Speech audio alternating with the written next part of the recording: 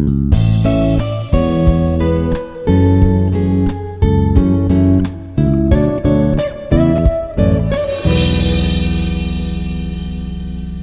morning, one and all. Today, our topic is mechanical methods which we consider for ground improvement techniques. Coming to the ground improvement techniques, till now we understand what are the various needs and objectives for improving the ground improvement techniques, what are the various ground modifications, what are the various properties which we consider for understanding under various situations which we face for the physical infrastructure requirement of the project. So all these parameters till now we understand. Coming to these mechanical methods, in these based on their soil characterization, for understanding the soil properties on which point of view it is going to rectify or required modification as per the project point of view. So for that purpose, first we have to understand some of the characterizations. So in this characterization, we are using some of the methods. So in that, the first one is the mechanical method. In that, we are conducting one of the tests, that is standard penetration test. In this class, we are going to understand the mechanical methods and the two standard penetration test. How we perform these tests, what is the importance, what is the purpose of these tests, finally how we are going to conduct this test, what are the various applications, which type of properties we are getting by using these standard penetration test. So these are all we are understanding in this lecture. Coming to standard penetration test, in the simply we call it as SPT, standard penetration test. In this, a borehole is drilled into the ground and a sampler tube is driven into the soil using standard weight and drop height. These standard weight and drop, they are from the, we are considered from as per the IS standard. Everything which we are considered as per the Indian standards. So IS codes, based on the IS code we are considering. In this, the first thing we are drilled into a borehole which is drilled into the ground, the sampler tube which is driven into the soil. So using weight and height. So in this, the number of blows required to advise the sampler, which is a certain depth, usually 150 mm, which is recorded as the standard penetration resistance. That is N value, standard penetration resistance. So in this, so what is the purpose? The SPT provides valuable information about the soil's resistance. So we are taking that sample, perform these SPT. For that, we are understanding how resistant it is to penetrate under various loading conditions, whether it is maybe static loading, whether it is maybe dynamic loading conditions. So it provides that crucial information about the soil resistance to penetrate. The N value is correlated with various soil properties including density, cohesion, friction angle. So these are all very important assessing of the soil strength and bearing capacity. Soil bearing capacity plays a major role for designing the foundations. Which type of foundation is suitable, that is chosen based on the bearing capacity of the soil. So based on the bearing capacity of the soil, we are going to identify and we are going to suggest the suitable footing.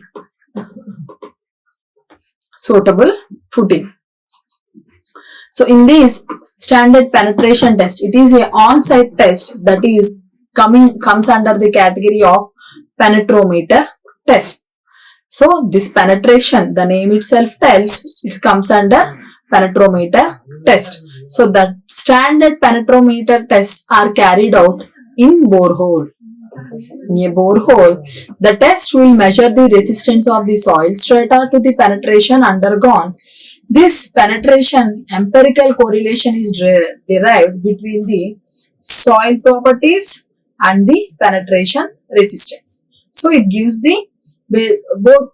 It gives the correlation between the what are the various properties we require, that is density. Already we seen in last slide these soil density, cohesion, friction angle. So like this, it gives the relation between those two based on the penetration resistance. The test is extremely useful for determining the relative density and the angle of shearing resistance of cohesionless soils. So for cohesionless soils, it gives we are able to determine the relative density and the angle of shearing of the resistance. So it can also be used to determine the unconfined compressive strength of cohesive soils. Coming to the cohesive soils, it is going to determine the compressive strength, unconfined compressive strength. Similarly, coming to the cohesionless soils, it is going to give the properties like density and the angle of shearing resistance. For understanding these tests, we are using, these are the different requirements, these are the different tools which we are using for penetration test. The first one is the standard split spoon sampler, drop hammer, which weighs 63.5 kg as per IS code, guiding rod, drilling ridge, driving head. These are the various tools which we are used for standard penetration test. These are the requirements to conduct the penetration test. So like this picture clearly gives the how we are collecting that sample, how we are performing the taking that sample. So in this consider this is the ground surface. Whenever we require that borehole, this borehole is dipped into the ground surface, and the height, this comes under, this is the 30-inch fall, and this is the guide pipe, and this is the drill rod, and this is the ground surface, and based on this guide pipe, and this is the roller, and the crown, this is the pulley is typically 1-inch diameter. So based on that rope, this rotating head can, this is the rotating head, and this is the hammer which we are using for collecting that sample. So like this is the these are the tools which we are using. So in this, the test is in this boreholes by means of the standard spoon sampler. Once the drilling is done to the desired depth and the drill tool is removed and sampler is placed inside the borehole by means of a drop hammer, 63.5 kg mass falling through a height. That heights also how much it is falling from the height also, that is also derived, that is 750 mm at the rate of 30 blows per minute. Each minute we consider per minute 30 blows, and each blow which is falling from the 750 mm height with the mass of drop hammer 63.5 kg. So this is the standard, and we have to follow the drop hammer of weight 63.5 kg, and it is falling from the height of 750 mm, and that blow 30 blows per each minute. So the sampler is driven into the soil. This is as per the IS code. And so the number of blows of hammer that is required to drive a depth of 150 mm is counted. So the depth, it should be the 150 mm is counted. Further, it is driven by 150 mm and the blows are counted means the sample is once again further driven by 150 mm and the number of blows recorded. The number of blows recorded for the first 150 mm not taken into the consideration. That is the one of the thing we have to keep it in your mind at the time of the standard penetration test procedure. So the number of blows recorded for last two 150 mm intervals are added to the given standard penetration number, that is n. In other words, we may understand in other words also, that is equal to n is equal to number of blows required for 150 mm penetration beyond sitting drive of 150 mm.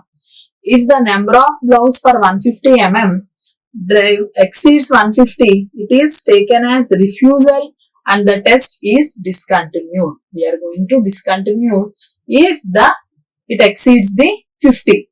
It remains 50. So that standard penetration number is corrected. So in this, the corrections also required for this standard penetration test, that is the delta-NC correction and the overburden correction. These are the two corrections which we consider as per the IS code. So IS code 2131. So before the SPT values are used in empirical correlation and in design charts, the field N value has to be corrected.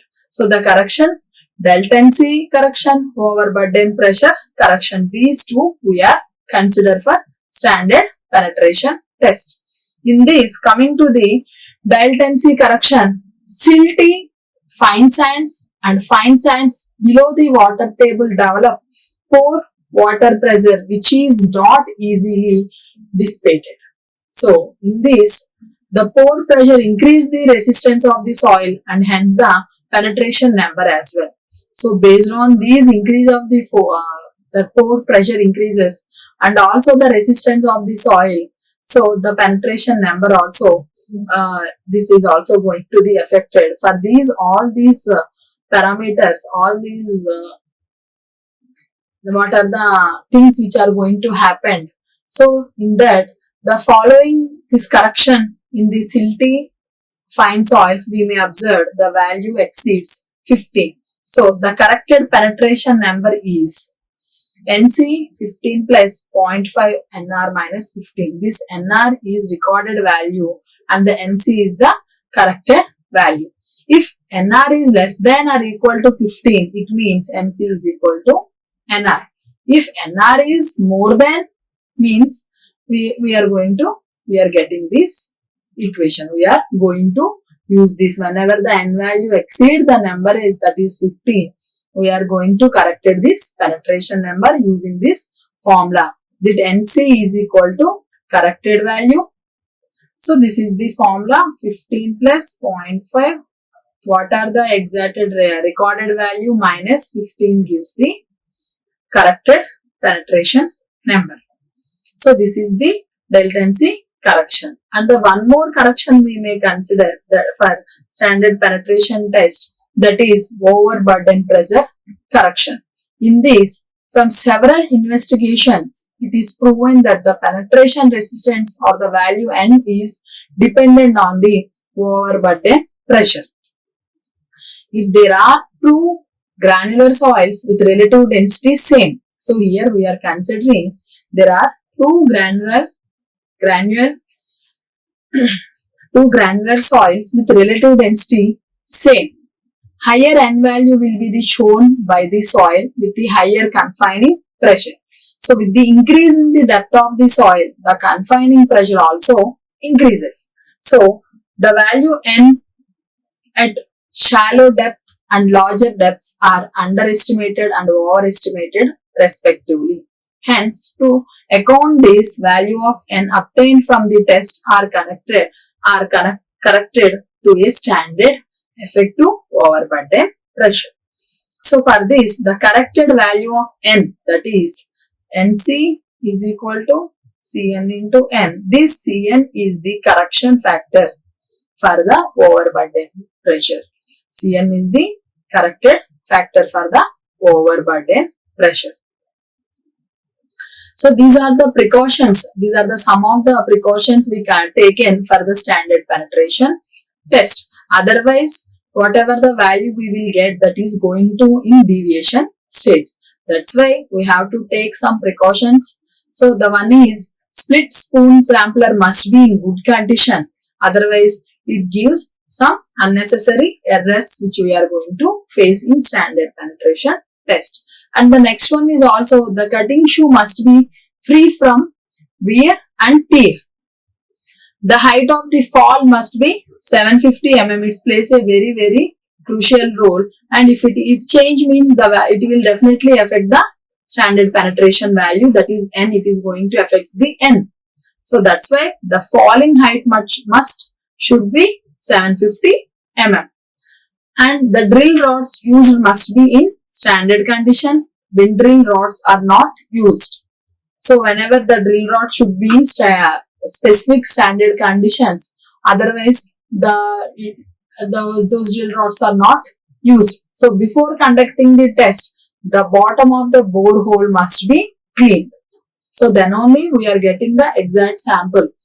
So if we injected into the borehole which is not clean and previously some other kind of soil it is there means, so we are not getting the exact soil which we required, and we are not getting the properties also as we required. So for this purpose, the precautions for standard penetration test plays a very, very important role.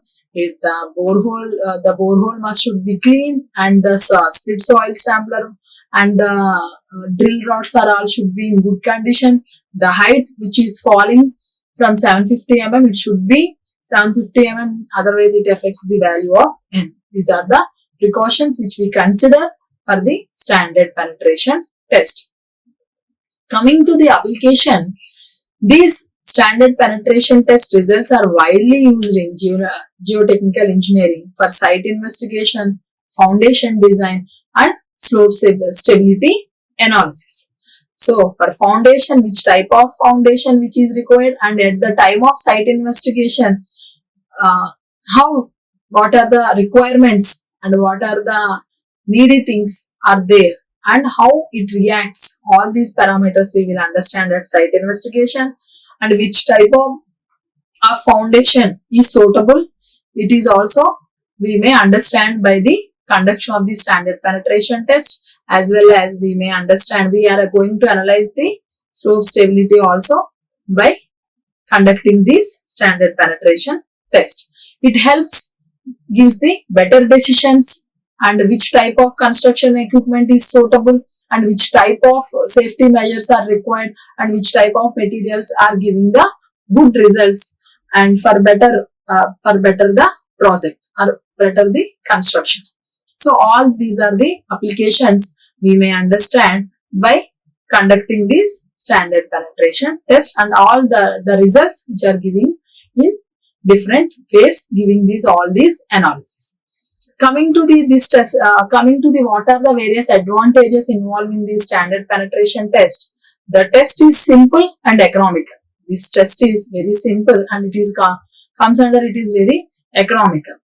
When compared to the other geotechnical tests, this is one of the economical test. The test provides representative samples for visual inspection, classification test, and for moisture contents. So this is also, it requires visual inspection, it's very easy, and classification of test, and for moisture content also. Actual soil behavior is obtained through standard penetration test. The method helps to penetrate dense layers and fills. Test can be applied for variety of soil conditions. So it may apply variety of soil condition. These are the advantages from standard penetration test. Coming to the disadvantages of the standard penetration test, the limitations of the standard penetration test are the results will vary due to any mechanical or operator variability or drilling disturbances. Already we spoke regarding in previous slide. So precautions, whenever the precautions are all should be need. So if we are fail to do any kind of the requirement of good borehole sample should be in good condition, and that drill should be in good condition, the soil sampler should be in good condition. So this affects the value of the results. It affects the results. So that is one of the major disadvantages which we consider from standard penetration test, and also the test is costly. It is it is and time consuming. So this test is costly and time consuming. The sample retrieved for testing is disturbed. The test results from the SPT cannot be reproduced. The application of the SPT in gravels and cohesion soils are limited. Coming to the cohesion soils, we are going to understand only the very few properties which we are going to understand for gravels and cohesion soils. So the limitations are there. Already we consider this in this. Coming to this, only unconfined compressive strength of the cohesion soils only we are going to determine. Like this, the test is going to limited.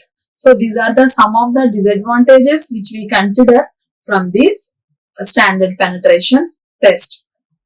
So coming to the web references, these are the some of the web references which we consider for better understanding the standard penetration test, which gives this the better understanding about the test and the procedures and what are the precautions and what are the tools which we are going to use, and what are the